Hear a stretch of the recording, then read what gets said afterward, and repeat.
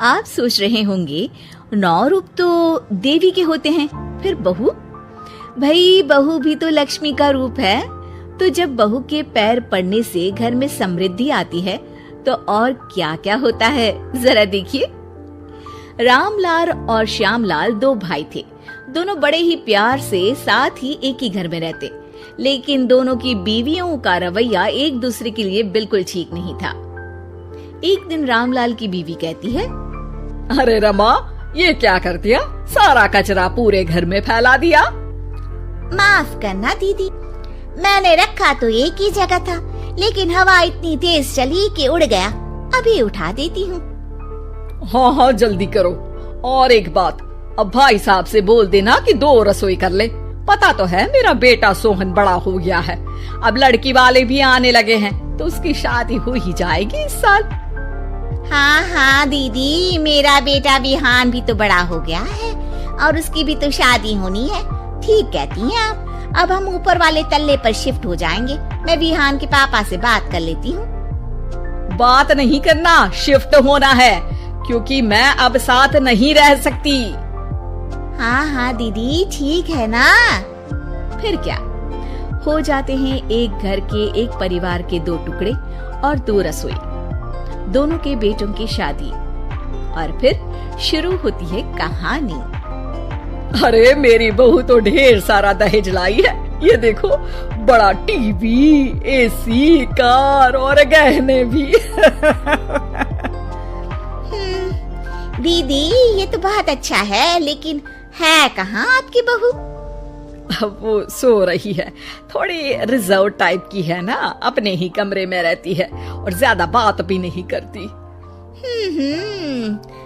तभी रमा की बहू की आवाज आती है, माँ कहाँ है आप? जल्दी आइए, नाश्ता ठंडा हो रहा है और मुझे भी भूख लग रही है। आ रही हूँ बेटा, रुक। दीदी चलूं क्या? ये लड़की मेरे साथ ही बैठकर खाती है, वैसे भी भूख लगाई है। ये बोलकर वो चली जाती है। तभी श्यामा की बहू बाहर आती है और बाहर की ओर जाने लगती है। अरे बहू, कहीं जा रही हो क्या? क्या है माँ जी, बिना बात के ठोका मत करो। जा रही हूँ मैं। वैसे भी मेरे पापा ने कार घर में रखने को तो नहीं दी है ना। अरे नहीं नहीं बेटा, बिल्कुल बिल्कुल, घूमो घूमो। मैं तो कहती हूँ मुझे भी साथ लेकर जाया करो, साथ ही घुमा करेंगे। अरे नहीं नहीं, मैं आपके साथ बिल्कुल भी कंफर्टेबल नहीं हूँ। वैसे भी मैं शॉपिंग में जा रही हूँ, कहाँ आपको टांगती फिरूंगी। ये बोलकर श्यामा की बहू निकल जाती है। तभी उसके कान में ऊपर वाले तल्ले से हंसने की आवाज आती है। और ये कौन इतनी जोर जोर से हंस रहा है?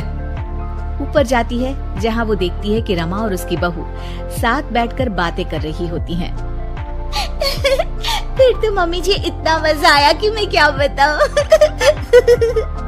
हाँ हाँ बहू, सुनने में ही हंसी नहीं रुक रही। तू तो वहाँ मौजूद थी।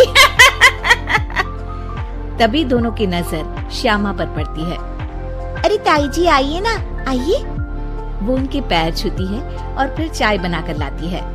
श्यामा अकड़कर कहती है, अरे नहीं नहीं, मैं चाय वाय नहीं पीती, बस हंसने की आवाज आ रही थी तो सोचा बता दूं कि टीवी की आवाज धीमी कर लो। अरे टीवी, वो देखो दीदी, धूल खा रहा है, वक्त ही नहीं मिलता देखने का। बहू के साथ वक्त कैसे बीत जाता है, इसकी बातें और किस्से कहानी किसी सीरियल से कम नहीं होते। श्यामा को खुशहाल रमा को देखकर जलन होती है। हाँ हाँ, मैं तो तंग आ जाती हूँ इतनी सारी बातें करके, मुझे तो सुकून पसंद है। ये कहकर श्यामा चली जाती है। अगले दिन रमा अपनी बहू के साथ घर से जा रही होती है कि तभी दरवाजे में श्यामा उन्हें टोकती है। अरे कहाँ जा रही हो दोनों?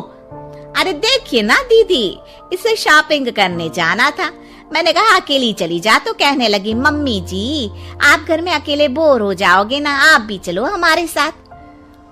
अरे अब इस उम्र में तू कहाँ घूमेगी? अब देखते हैं दीदी, जहाँ ये लड़की घुमा दे।